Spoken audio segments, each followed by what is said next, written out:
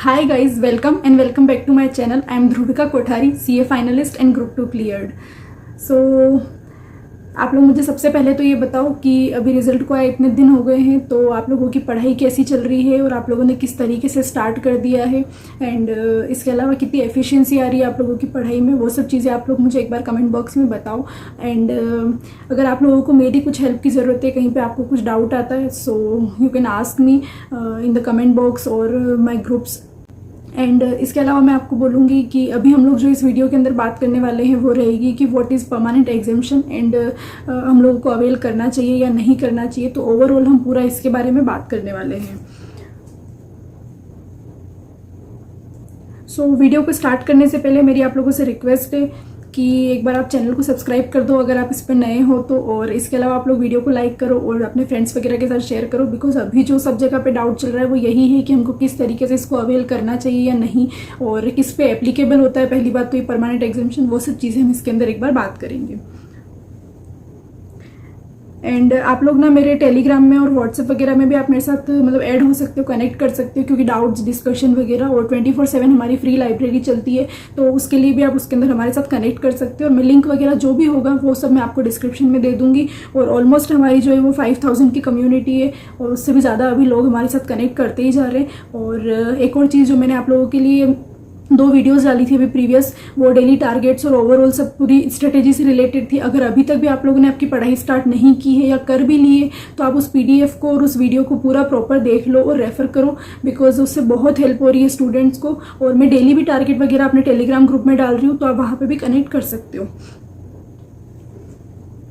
सो ये हो गई हमारी ओवरऑल इस चीज़ की बात। अभी हम आते हैं हमारे इस पूरे पे, क्योंकि लोगों को बहुत ज़्यादा डाउट आ रहा है इसके अंदर।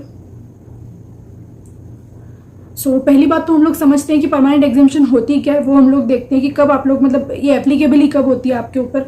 तो जब आपको अगर 60 मार्क्स है किसी सब्जेक्ट में और 3 अटेम्प्ट आपके निकल चुके हैं और अब जो नवंबर 24 है या फिर जो भी आपका अटेम्प्ट होगा जब आप देख रहे हो, तो उसके अकॉर्डिंग आपको देखना है कि आपको परमानेंट एग्जामिशन लेनी है या नहीं। तो ये केस बनता ही तब है जब आपके 60 मार्क्स थे, पहले आपने पहले एग्जामिशन ली थी बट अब 3 अटेम्प्ट आपके निकल चुके हैं, तो वो एग्जामिशन जो है वो लैप्स हो जाती है। तो या तो आप परमानेंट एग्जामिशन को क्लेम करेंगे या फिर आप आपका जो है वो एग्ज़ाम वापस से देंगे और फिर से आप अपने हिसाब से पूरा एक मतलब प्रिपरेशन करेंगे। सो या तो आप अवेल करो या फिर एग्जाम वापस दो। अब परमानेंट एग्जामिशन के अंदर कंडीशंस क्या होती है, तो परमानेंट एग्जामिशन में जो है वो आपको 50 मार्क्स उस सब्जेक्ट में लाइफ टाइम के लिए मिल जाते हैं जिसमें आपको एग्जामिशन थी, चाहे आपको कितने भी मार्क्स थे।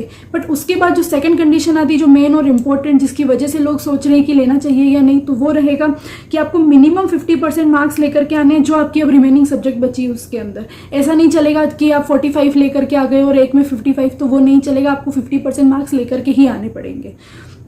और अगर आप अवेल नहीं करते हो तो आपको वापस से उस सब्जेक्ट का एग्जाम देना पड़ेगा। तो आपको जो भी आपकी सब्जेक्ट है उसमें आपको इंडिविजुअल जो है वो 40 मार्क्स और 50% जो है वो एग्रीगेट, जो एज यूजुअल हमारा होता है नॉर्मल, वो वाला रहेगा। अब जो बात आती है, जो लोग अभी बात कर रहे हैं, मतलब मैं मेन तो उनके बारे में बोलूँगी कि वो ये क्वेश्चन भी कैसे पूछ रहे हैं। पहली बात तो जिनको 60 मार्क्स है और अभी उनके 3 अटेम्प्ट जो कैरी फॉरवर्ड हम कर पाते हैं एग्जामिशन, वो आपके लैप्स नहीं हुए, या फिर जिनको इस अटेम्प्ट में बहुत सारे लोगों को AFM में एग्जामिशन है, लाइक मुझे भी है 71 मार्क्स पे। कुछ लोग मुझसे कमेंट में ये चीज़ पूछ रहे हैं कि दीदी आप वापस से एग्जाम दोगे क्या AFM का, आप परमानेंट एग्जामिशन लोगे या नहीं लोगे। मतलब या तो आप मुझे मूर्ख समझ रहे हो या फिर ICAI को। आप खुद सोचो ये चीज़ कि अगर मुझे 71 मार्क्स है, मैं परमानेंट एग्जामिशन क्यों लूँगी। मतलब 2 तरफ से आदमी मार खाएगा क्या। एक तरफ तो वो परमानेंट एग्जामिशन लेके 50 मार्क्स लेगा और उधर 50% मार्क्स भी लेकर के आएगा कंपलसरीली। तो मतलब सोचो थोड़ा सा आप एक बार, और थोड़ा नोटिफिकेशन वगैरह भी पढ़ा करो। सो ये चीज़ मतलब परमानेंट एग्जामिशन वाली कोई बात ही नहीं होगी अभी जब तक आपके 3 अटेम्प्ट लैप्स नहीं हुए। तो आप आराम से आपके एग्जाम दो, जो रिमेनिंग आपके सब्जेक्ट है उस हिसाब से। अब बात आती है कि जिन पे परमानेंट एग्जामिशन का मतलब वो आ रहा है, मतलब अप्लाई हो रही है वो चीज़, तो उनको अवेल करनी चाहिए या नहीं, उसके बारे में हम एक बार बात करते हैं। और मतलब अगर आप मेरा ओपिनियन अगर इस चीज़ पे पूछ रहे हो तो मेरा एक बिग यस है इस चीज़ पे। I will tell you the reason, और विद एग्जांपल मैं आपको ये चीज़ बताती हूँ और एक सब्जेक्ट को लेकर के बता रही हूँ मैं, और ये चीज़ सब पे अप्लाई होगी। लाइक मैं यहाँ पे बात कर रही हूँ AFM के बारे में, ठीक है।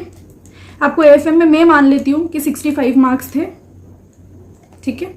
और ये मार्क्स आपको कब आए होंगे, अगर हम नवंबर 24 के अकॉर्डिंग बात कर रहे हैं, तो ये मार्क्स आपको आए होंगे नवंबर 22 में, बिकॉज 3 अटेम्प्ट आपके निकले दैट मीन्स आपका निकल गया है May 23, November 23 एंड May 24।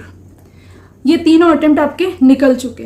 अब आपकी बात आ रही है कि आपको वो परमानेंट एग्जामिशन लेनी या नहीं लेनी।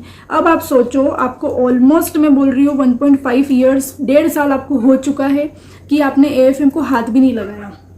AFM में बहुत सारे जैसे अमेंडमेंट आ चुके हैं, अभी बहुत कुछ डेरिवेटिव और सब में कुछ कुछ ऐड हुआ है, बहुत सारी थ्योरी ऐड हुई है, इवन एक पूरा चैप्टर एडवांस कैपिटल बजटिंग वो ऐड हो चुका है।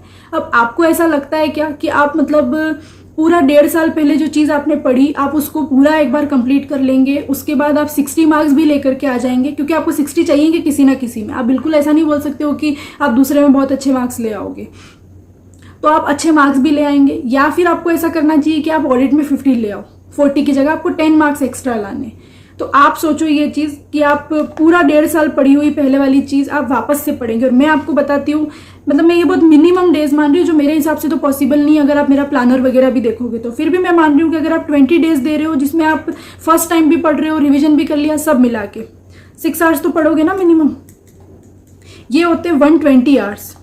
120 आवर्स मिनिमम आपको AFM में देने पड़ेंगे अगर आपको वापस से एग्जाम देना है तो इससे बढ़िया ऐसा नहीं हो सकता है कि हम लोग इस टाइम को ऑडिट में और FR में दे और हम 50% मार्क्स लेकर के आ जाए, 50 मार्क्स जो होते हैं वो।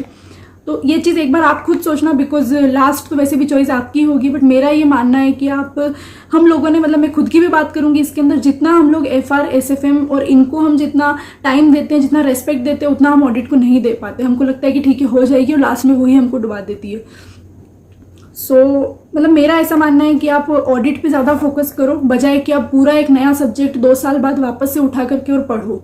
और ये बात पूरी DT IDT सब में अप्लाई होती है, बिकॉज अगर आपको IDT में भी एग्जामिशन है तो भी आपको ऐसे ही, मतलब एक तो अभी लोगों को 6D में बहुत एग्जामिशन थी, तो वो भी आप देख सकते हो कि आपको वापस पूरा IBS देना बहुत डिफिकल्ट हो जाता है। तो आप परमानेंट एग्जामिशन क्लेम कर सकते हो in my opinion. So last तो आप लोगों का ही है। तो ओवरऑल मेरा यही था आपको बताने का जो मोटिव।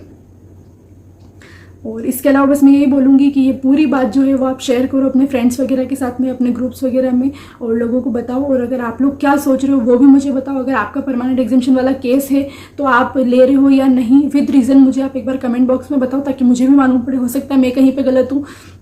सो बताओ ये चीज़, और चैनल को सब्सक्राइब कर लो। और अभी हम लोग जो नेक्स्ट वीडियो जो मेरी कल ही आ जाएगी, ऑलमोस्ट मैंने रिकॉर्ड भी कर ली है वो, तो वो मेरा रहेगा कि मैं FR या AFM की जो मतलब मेरी स्ट्रेटेजीज वगैरह की जो वीडियो है वो आपको रेगुलरली, मतलब विद इन 2-3 डेज आपको मिल जाएगी वो सब। और एक हम मतलब मेंटरशिप वगैरह भी की बात करेंगे जो मार्केट में चल रहा है उससे रिलेटेड। सो आप वीडियो को लाइक करो और शेयर करो अपने फ्रेंड्स के साथ, और चैनल को सब्सक्राइब कर लो। मिलते हैं हम लोग नेक्स्ट वीडियो में। So thank you guys, bye bye, take care.